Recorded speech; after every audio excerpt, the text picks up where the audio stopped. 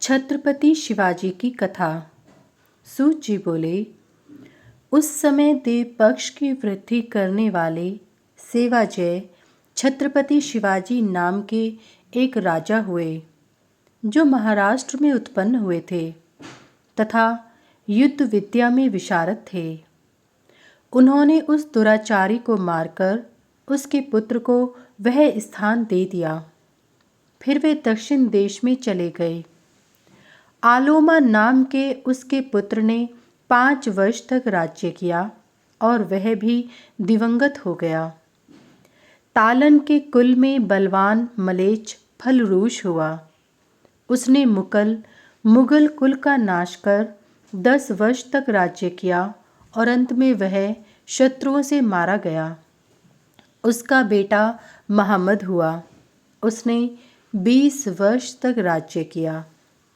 उसी समय नादर फारस निवासी नादिर शाह दुर्रानी नाम का एक भारी लुटेरा देश में आया और आर्यों को मारकर देवताओं को जीतकर वह खुरज ईरान देश में चला गया।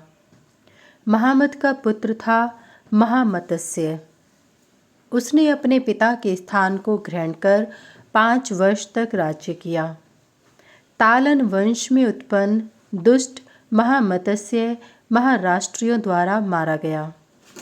माधव ने दिल्ली नगर में 10 वर्ष तक राज्य किया। उसने मलेच्छ आलोमा के राज्य को प्राप्त किया।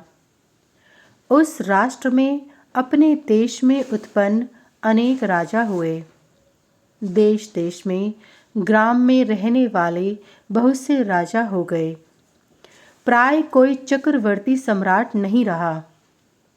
सर्वत्र छोटे छोटे मंडली को तालुकेदारों के अधिकार में देश विभक्त हो गया। कुछ लोग तो गांव-गांव के ही मालिक रहे। इस प्रकार 30 वर्ष बीत गए।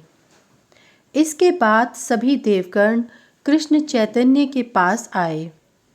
उन्होंने महितल पर उनके दुख को जानकर एक मुहूर्त के लिए ध्यानस्थ होकर देवताओं से कहा, पूर्व काल में बुद्धिमान राघव ने राक्षस रावण को जीतकर सुधा वृष्टि के द्वारा वानरों को जीवित कर लिया था। विकट, व्रजिल, जाल, बर्लिन, सिंघल, जव, जावा, सुमात्रा नाम के छोटे छोटे वानरों ने भगवान रामचंद्र से कहा कि हम लोगों को मनोवांछित वर दीजिए।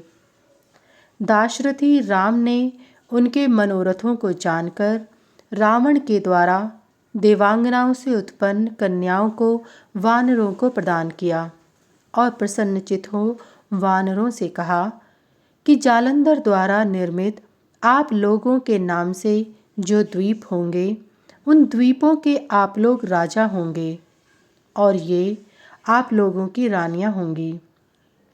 नंदिनी गौ के रुंड धड़ से जो मलेच्छ उत्पन्न होंगे वे गुरुंड कहलाएंगे।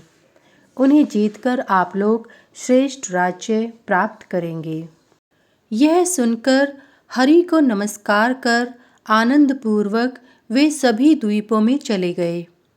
देवगणों, विकट के वंश में उत्पन्न तथा उसके द्वारा प्रेरित वानरमुखी गुरुंड लोग व्यापार की दृष्टि से यहाँ आए और उनका हृदय ईश पुत्र ख्रिस्ट यीशु या ईसा मसीह का मतावलंबी था।